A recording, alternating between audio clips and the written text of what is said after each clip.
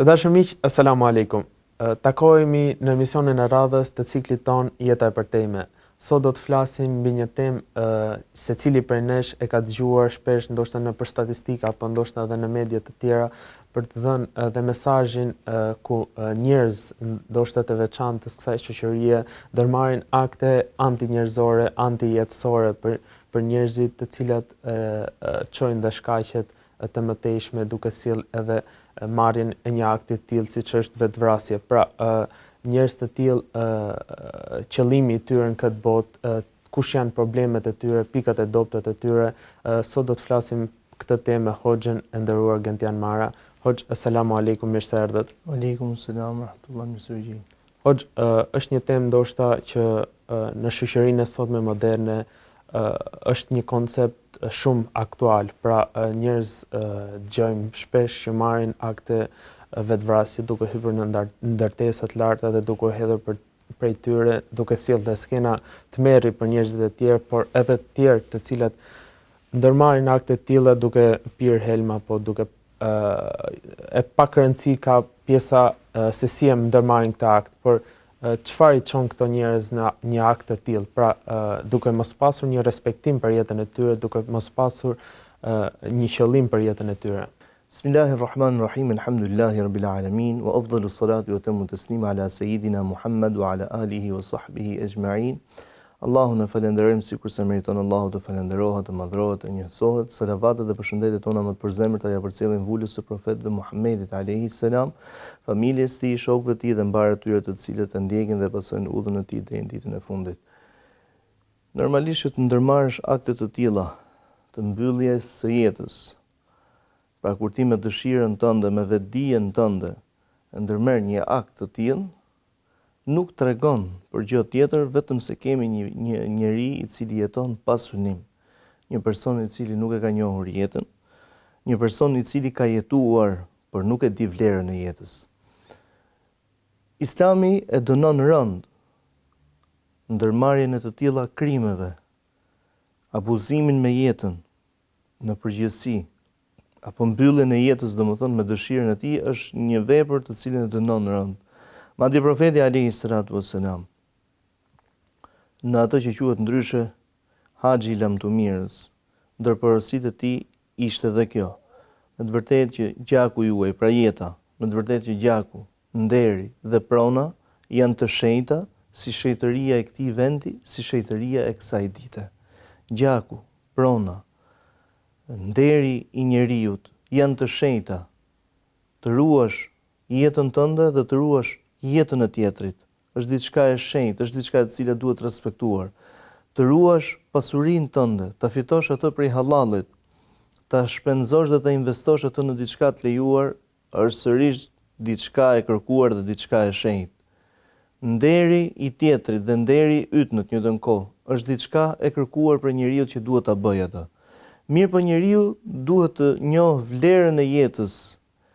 Jeta është një mirësi prej Zotit subhanahu wa taala. Ndër emrat e Allahut është El Hayy, i gjalli i përhershëm, ndërsa ne jemi të gjallët e përkohshëm.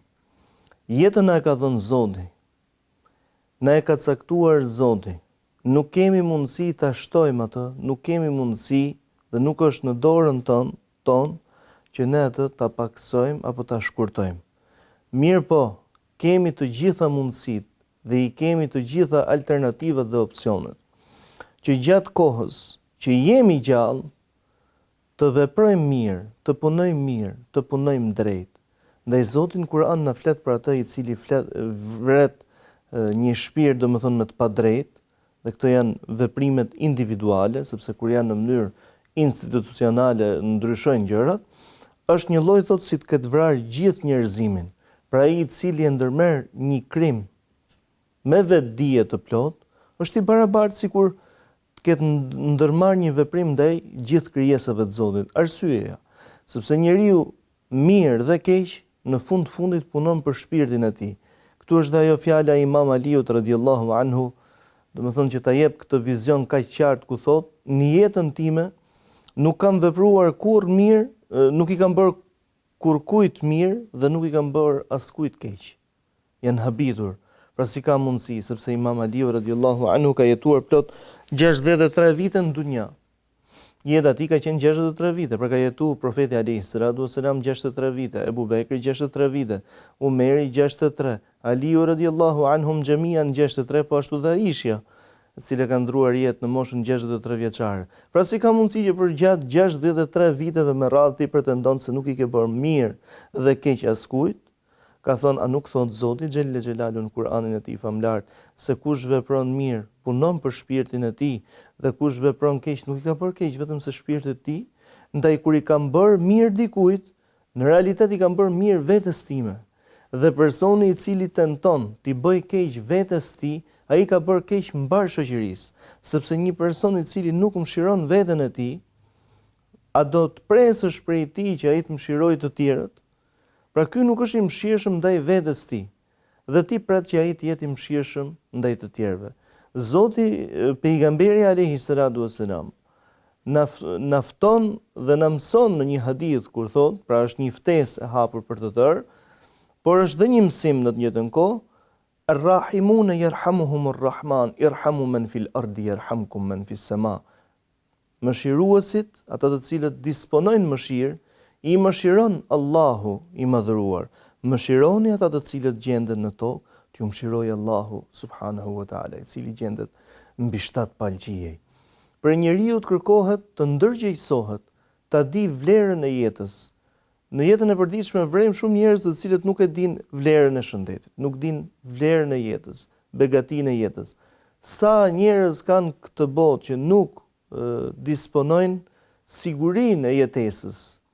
Sa të tjerë ka që nuk e disponojnë shëndetin e tyre, nuk posedojnë një shëndet të plotë, të tjera me radhë. Pse ti po kërkon të abuzosh? Pse ti po kërkon të shpërdorosh këtë të mirë të Zotit? Pse nuk po bëhesh falendërues? Është më së normale që vetë fjala dunja, pra jetë e kësaj bote, në gjuhën arabe në cilën Zoti me madhënitë vet ka shpallur revelatën e tij të fundit, do të thotë diçka e ulur. Pra diçka e ulur do të thotë diçka me sprova. Vet fjala jetë këtu je për të sprovuar. Je për të parë prodhimin të cilin ti do të prodhosh. Për të korrur diçka duhet të mbjellësh. Dhe gjatë kësaj periudhe, gjatë këtij sezonit jetës, është më së normale që do të kesh vështirësi të shumta në jetë. Mirë po, njeriu duhet ta fuqizoj veten e tij dhe duhet t'i japi kurajo asaj, duke i thënë, thot Zoti me madhënitë vet në Kur'anin e tij famlar, inna ma'al usri yusra, me të vërtetë që bashkë me vështirësinë vjen lehtësimi. Fillimi i një vështirësie, e cilës do fush qoftë ajo, nuk është gjë tjetër vetëm se fillim i lehtësimit. Pra sa po të ka rënë një vështirësi, një sprovë, dije se je në rrugën që të përjashtosh lehtësimin e saj. Ndaj njeriu duhet përgatitet për sprovat e jetës. Dhe në çastin kur një sprovë të bjen, nuk duhet të ndërmarrësh veprime nga më makabër, siç është ai vetvrasjes, si mbytjes e të tjera me radhë. Nuk duhet i dorëzohet sprovave të jetës, por duhet të bëhet i fuqishëm dhe njeriu bëhet i fuqishëm duke u mbështetur Allahut subhanahu wa taala. Nuk ka hall, siklet, breng që mund ta gjujzojë njeriu kur ky i mbështetet Zotit të gjithësisë. Ndaj ftesa për gjithë është: mos u bëni vrasës të veteve tuaja. Bëhuni shembull i jetës së mirë. Bëhuni shembull i gjallërimit të jetës në këtë botë. Mbillni mirësi se mirësi do të korrni. Mos kërkoni të jeni shembull për keq.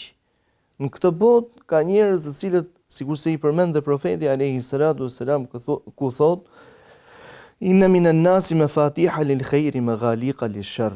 Do të ka prej njerëzve të cilët janë çelës për punë të mira, pra janë shembull për punë të mira dhe janë dry, pra janë shembull i mbylljes së të keqes, por ka edhe të tjerë të cilët janë çelës për në të këqija dhe janë dry, nuk lejojnë, domethënë janë si një digë që nuk lejojnë që të kapërcehet për të bërë punë të mira. Ndër këto kemi dhe shembullin e dy bijve të Ademit alayhi salam. Pra që të dy bijtë e Ademit ishin dhe që të dy përmenden, por njëri përmendet për mbështetjen tek Allahu xhelle xhelalu.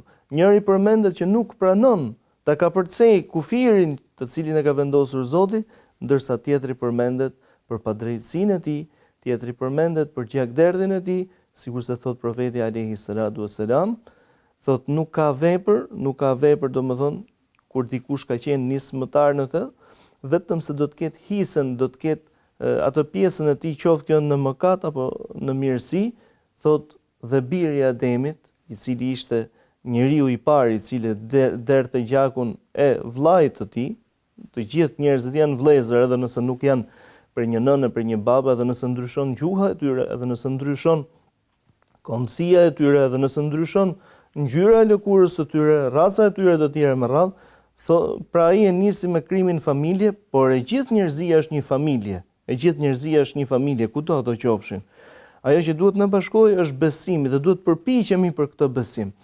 Thot dhe ai do të bardh dënimin apo atë çfarë ka prodhuar ky mëkat i gjakderdhjes, duke u bërë shembull domethënë në këtë të keqe për çdo i cili shkon në gjakderdhje.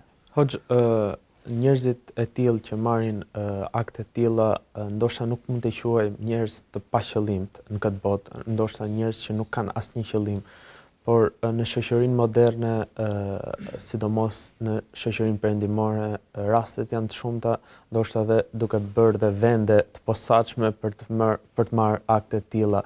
Por këto njerëz ndoshta qëllimi i tyre i gjithë i jetës, koncepti i tyre i gjithë i jetës është tek çështja materiale, pra apo tek çështjet e kësaj bote, dhe në rastin e parë që atyre i del një sprovë që ndoshta është e papërballueshme, marrin këtë akt zgjedhje për ato.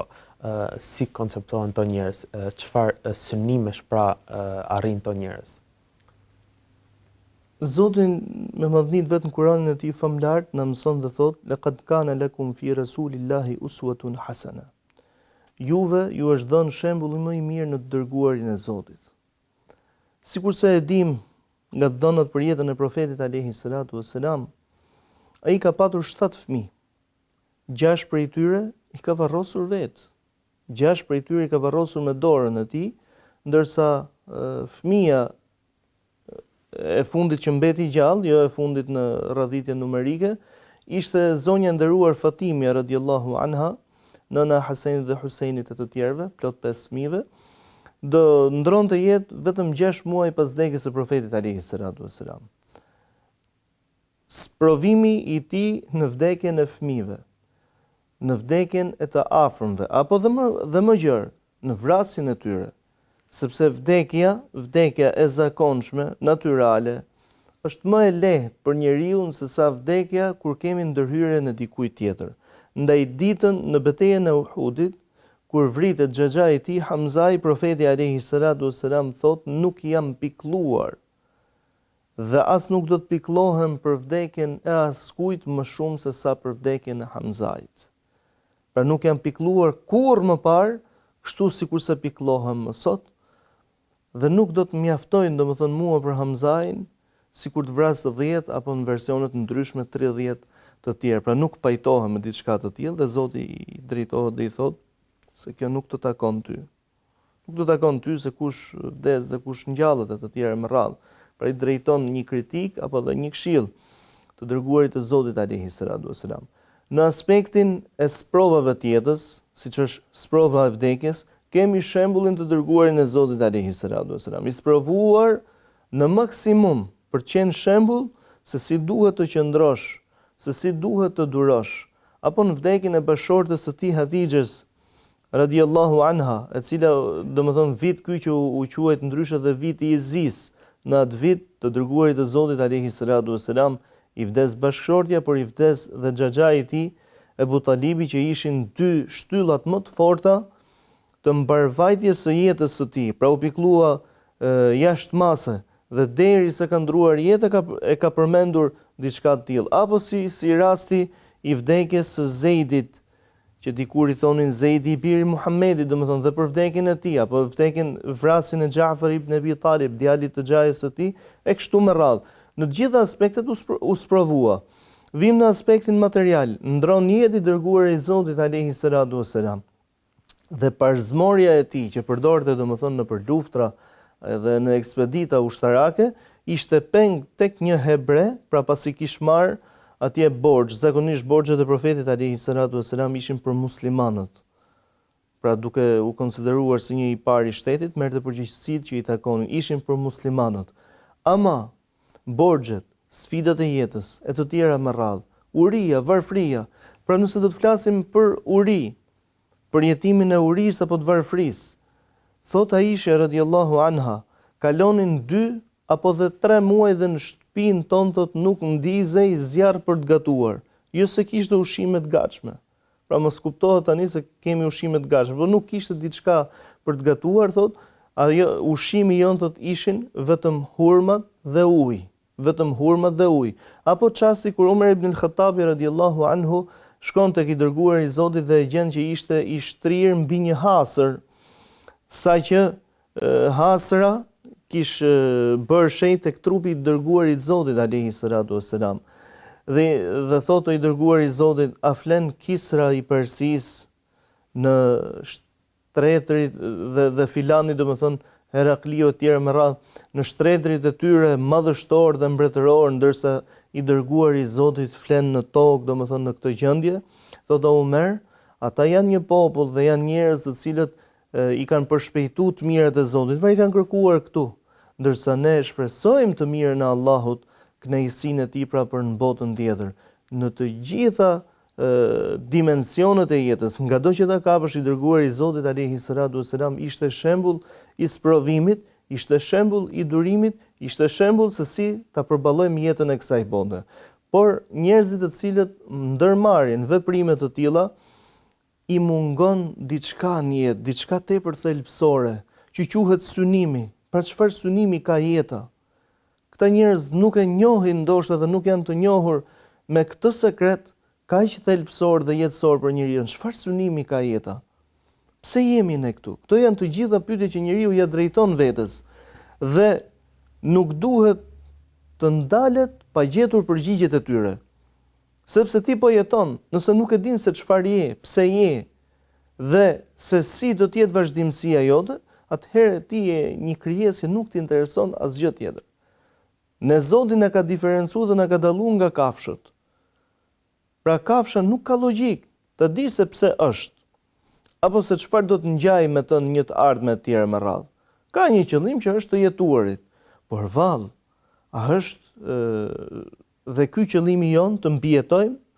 Qëllimi jon është të jetojmë. Zoti në Kur'anin e tij famlar thotë: "Wa ma khalaqtul jinna wal insa illa liya'budun." Unë nuk i krijova njerëzit dhe xhindët për gjë tjetër vetëm se të madhurojnë mua. Na e dha synimin e jetës, adhurimi i Zotit. Thot Zoti xhelle xhelalu në Kur'an, për atë që duhet të jetë synimi i veprimeve dhe jetës së njeriu në jetën e kësaj bote.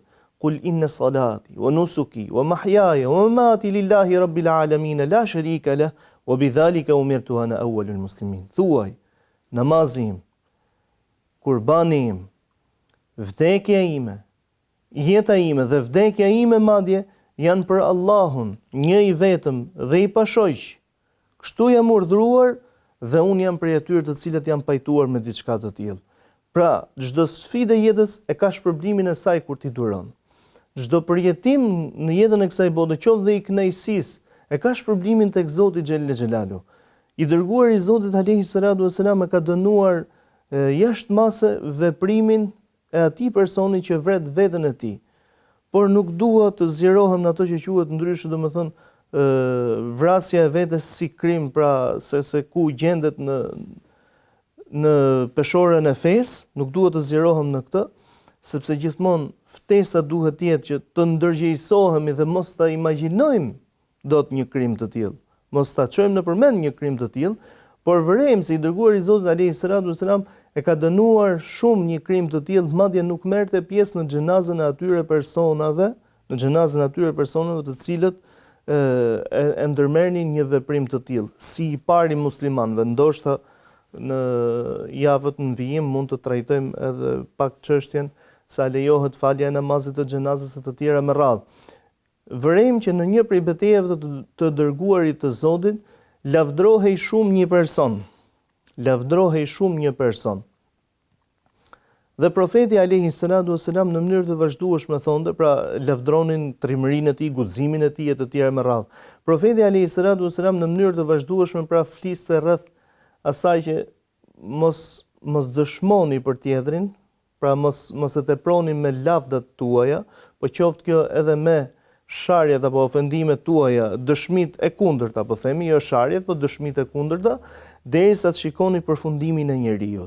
Dhe ndodhi që ky person i plagosur në një betejë, i vrojtuar nga një prej shokëve të profetit alayhi salatu wassalam, i vrojtuar në mënyrë të vazhdueshme, pasi ishte plagosur dhe nuk i përballoi dot më këto dhimbjet e plagës, tha e mori thikën dhe i preu damarët, domethënë këtu, derisa vdiq, pra i doli gjaku, rodhi gjak, derisa vdiq. Dhe vjen sahabiu i nderuar tek profeti alayhi salatu wasalam duke dëshmuar diçka të tillë para të dërguarit të Zotit, pra duke vërtetuar edhe një herë tjetër se ai është në të vërtetën e të tjerë me radhë, thot profeti alayhi salatu wasalam, pra një veprim i tillë atë do ta fus në zjarr. Nuk ka vlerë asgjë në këtë jetë, nuk ka asnjë arsye që njeriu ta dërgojë deri në këtë pikë. Pra përjashton njeriu i cili është në depresion. Pra këtu del dhe ajo detyra tjetër e shoqërisë, e familjarëve, e të tjerëve me radhë, të cilët duhet me i qëndru për krah. Pra ka njerëz të cilët i përjetojnë shumë gjëra keq ndoshta, Ktu është detyra jon e kujtdo prej nesh ti përgjigjemi thirrjes së Zotit, wa tawasau bil haqqi wa tawasau bis sabr, ata këshillohen me të vërtetën me njëri tjetrin, ata këshillohen me durim. Pra durim ti qëndrosh pranë tjetrit në këtë kohë sfide, në këtë kohë sprove, ndoshta përjetimi i tij është i keq apo nuk është ashtu sikur se duhet, atëherë ti që je i vetëdijshëm për veprimet tua, përgjigju domethënë thirrjes së tij. Hoxh, ky është dhe momenti për të bërë një shkputje të shkurtër, rikthehemi sërish së bashku në pjesën e dytë. Të dashur miq, kthehemi në pjesën e dytë të emisionit për të vazhduar bisedën.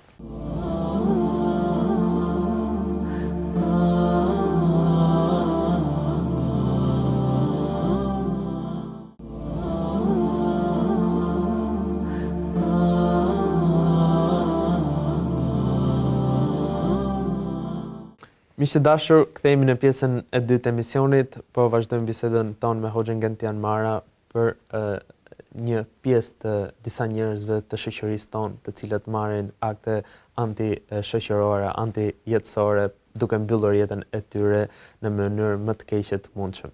Hoxh, vetvrasja është një akt që disa njerëz e ndërmarrin, jo përmendet në pjesën e parë të emisionit, për mënyrën e jetesës së tyre, për mënyrën se si e konceptojnë jetën e tyre. Por a lejohet ndoshta edhe dëshirimi i vdekjes, mos marrja e aktit vetvrasjes, por dëshirimi i saj, të luturit për vdekjen, pra edhe nga besimtarët ndoshta kjo pjesë duke e dashur vdekjen nga Allahu në mënyrë të përshpejtuar apo në një kohë sprove të atyre.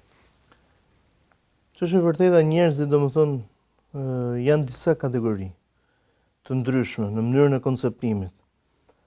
Ka prej tyre të cilët janë aq të lidhur me jetën sa nuk e mendojnë se një ditë do të vijë vdekja. Jo vetëm që nuk e mendojnë, por as nuk dëshirojnë të flitet për diçka të tillë. Pra e shohin si një terror të vërtetë. Dhe zakonisht to janë njerëzit të cilët nuk besojnë në botën e përtejme. Ajo frika se me çfarë mund të përballesh,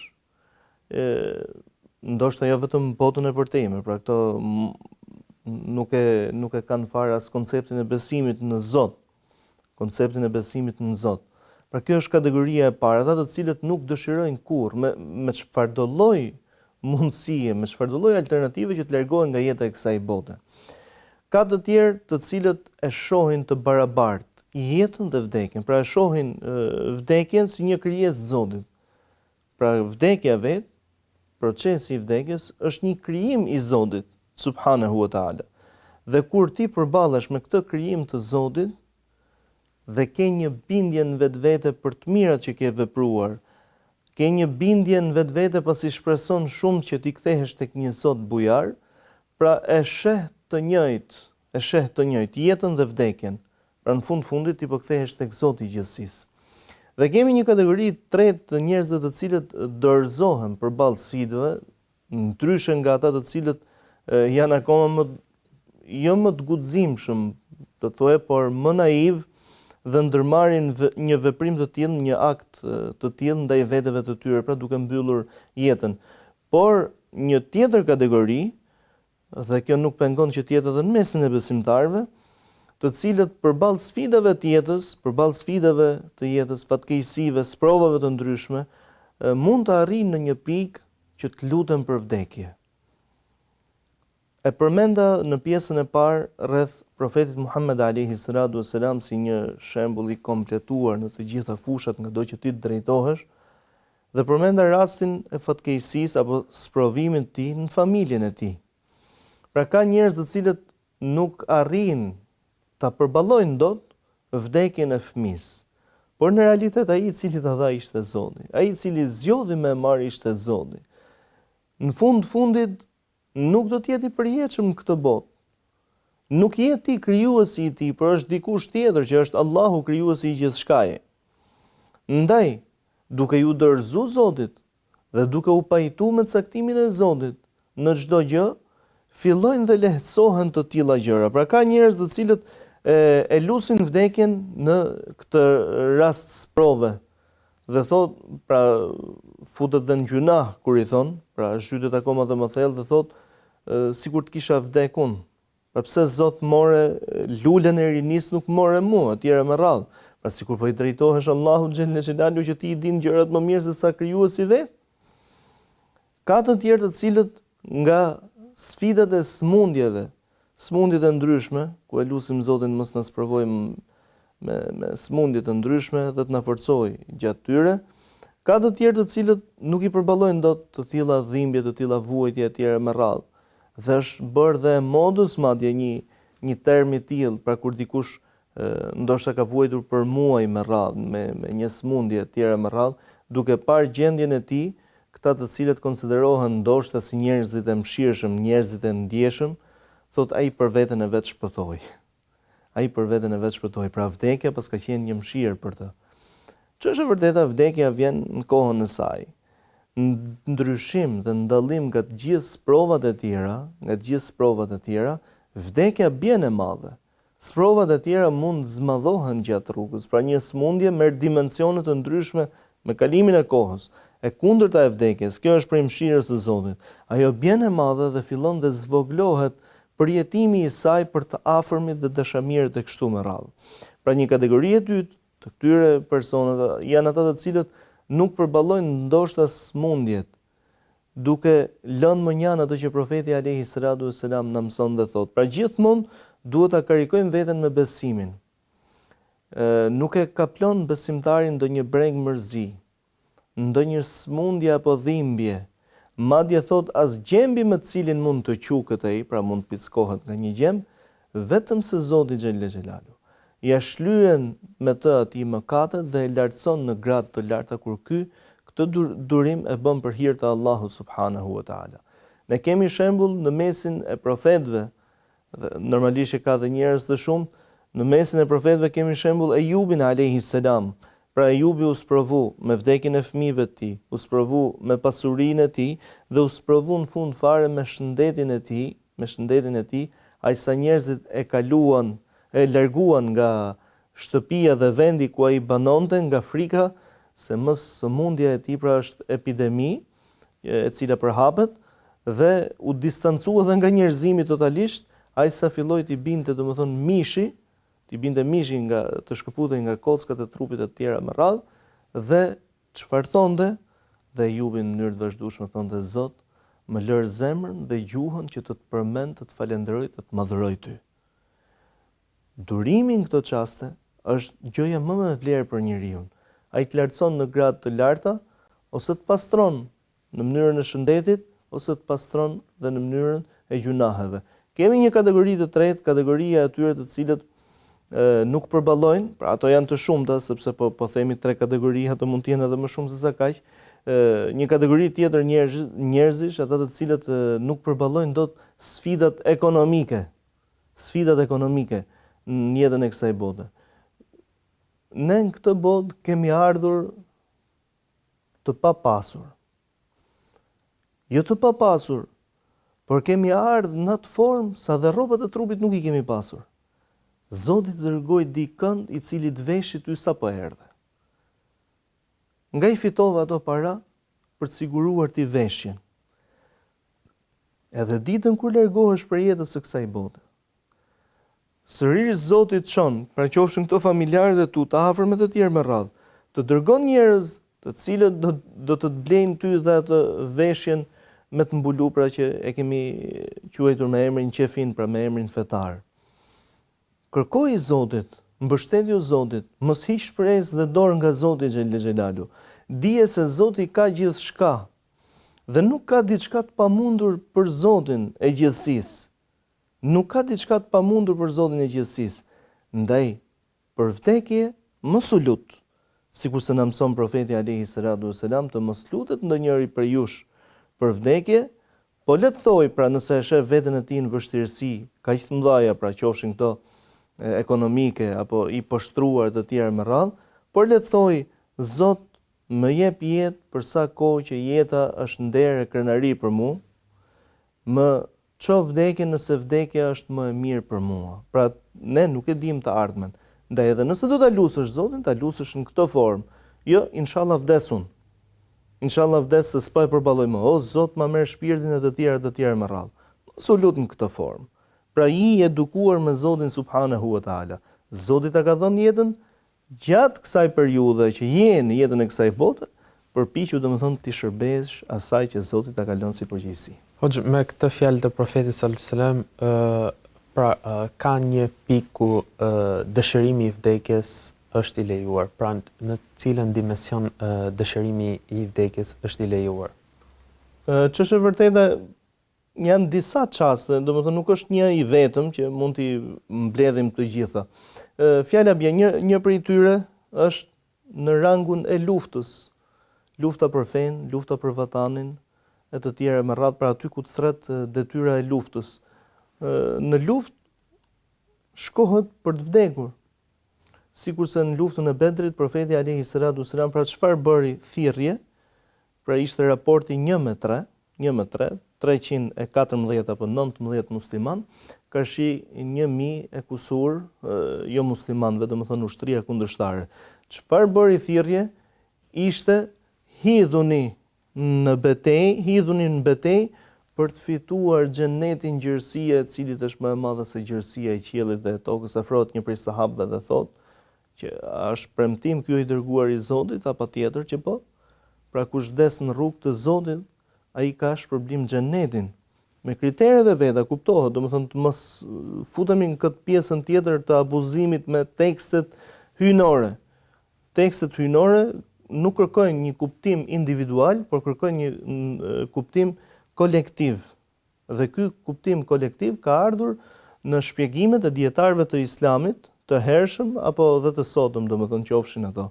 Thotë ai kishte në dorën e tij disa hurma që po i hante, thotë bëhin, jetë e gjatë është kjo, domethënë me prit derisa të përfundoj hurmat që ka jetë e gjatë.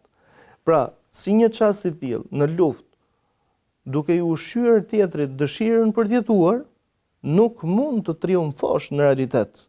Nuk mund të triumfosh. Pra ne jetojmë për Zotin, vdesim për Zotin, të mirën e bëjmë për Zotin, prej të keqes ndalohemi për hatër të Zotit e të tjera me radhë. Ky është parimi bazë.